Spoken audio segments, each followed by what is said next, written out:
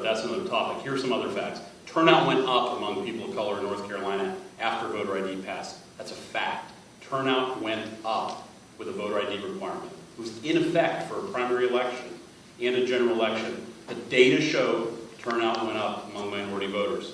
Secondly, most people of color support voter ID. Every single poll that's been done on this, every single poll, look it up. Whites, blacks, Hispanics, all majority support for photo ID. It's a fact. The only group that doesn't support in majority numbers, white Democrats. That's it. Majority support among minorities. Look up the data. There's been polling done on this. There's no contrary data on poll support, public support for voter ID among minority groups. The courts have found that voter turnout went up because of Obama's Obama wasn't on the ballot. This was in recent North Carolina elections. It was in the 2015 election in North Carolina with voter ID enforced. Turnout went up among minority voters. Okay, I don't know how many times I can say this. Turnout went up in North Carolina after voter ID.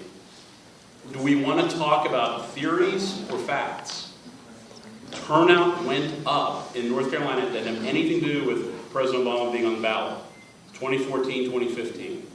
Turnout went up after a voter ID requirement among African American voters. That's my question. Are there other states that you can quote other than just North Carolina? I'd have to look at South Carolina.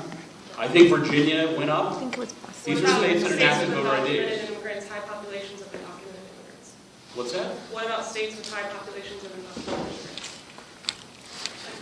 Well, I didn't think that was relevant to whether. It's been part of the entire conversation. But you can't measure the turnout rates of undocumented You immigrants. just said you could. You can't measure their turnout rates on a statewide basis, no, because no one's done the study. Find me the data set of undocumented immigrants.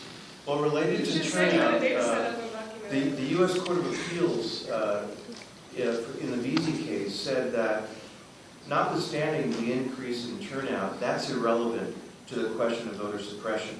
Even if there are more people voting, that doesn't mean that some people were not able to vote.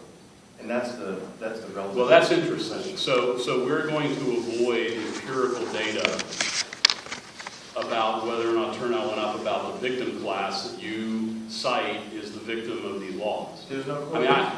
There's no correlation between whether or not the turnout rates went up among the purported victim class.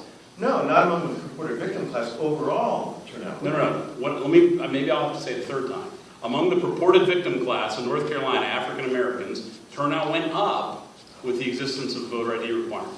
And in the McCrory case, the court said that was correlated to Obama running for office. You need to read it more carefully. I think that's you do. not what was said. This was in a Democrat primary. Okay. This was in a primary before the general election.